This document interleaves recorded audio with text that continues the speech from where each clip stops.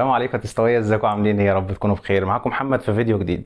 النهارده هنعمل الصدوق الاسكندراني. انا اسكندراني عشان كده بقول لك الصدوق هيتعمل كده. بس قبل ما نروح للطريقه عايزك تصلي على النبي الاول وتعمل لايك وفولو التمام، ويلا بينا على المطبخ. اول حاجه نصلي على النبي ونعمل اللايك والفولو التمام. هنجيب نوع صدوق كويس ما يكونش دهونه كتير ونقطعه مكعبات صغيره. هنجيب طماطمايه جامده او على حسب الكميه اللي انت عايزها ونقطعها برده مكعبات صغيره. هنجيب فلفل كوبي او فلفل رومي وبرضه هنقطعه مكعبات صغيرة. ممكن تزود فيه عادي، ده بيدي طعمه حلو يعني للخلطة.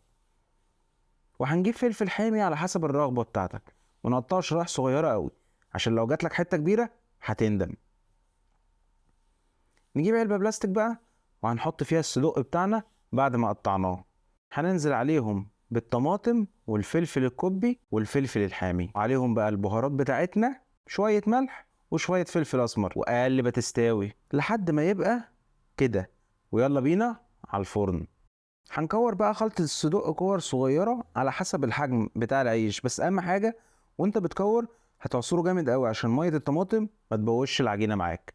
ننزل عليهم بقى بشوية زيتون متقطع وعليهم رشة جبنة تركي، رشتين تلاتة حلو عشان انا بحب الجبنة التركي، زود زي ما انت عايز. وننزل عليهم بقى برشتين من الجبنة الموتزاريلا. يا ريت تختار نوع جبنة موتزاريلا طبيعي عشان تشد معاك وتبقى جميلة.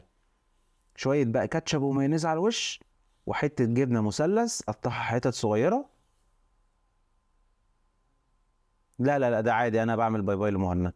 خش بقى تستوي على التقفيل، وفوق كل رغيف حط رغيف فوقيه، وغطي بالرغيف اللي فوق اي حاجة ظاهرة من الحشو بتاعنا، واضغط على الاطراف جامد عشان ما يتفتحش معاك في الفرن. ويا سلام بقى لو عرفت تقفله زي كده عشان ما يتفتحش معاك، لو ما عرفتش مش مشكلة، بظهر شوكة هتوفي الغرض. خد بقى التركايه دي، لو عايز تفرد الرغيف وما يتفتحش منك افرده من ظهره مش من وشه زي كده. لو فضل بقى معاك شويه جبنه موتزاريلا او تركي حطهم على الوش ودخلهم الفرن، ولما يوصلوا بقى للشكل ده طلعهم من الفرن على طول. وجاءت اللحظه المنتظره، قطع بقى تستوي وشوف العظمه اللي احنا عملناها. وبعد بقى ما جينا من عند الفرن، تعال نشوف بقى ايه العيش بالصدق او الحواوشي الاسكندراني طلع عامل ازاي. بص معايا كده، تعال امسك واحد بس لوحده الاول.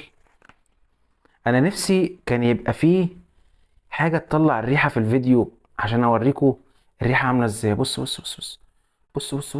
ايه ده ايه ده ايه ده ايه ده ايه ده جوسي، مش عارف اقول لكم. تعال دوق، تعال دوق معايا. بسم الله الرحمن الرحيم.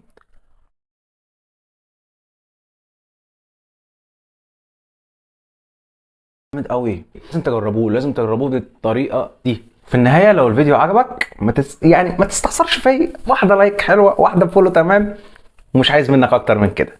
اشوفكم في فيديو جديد، سلام.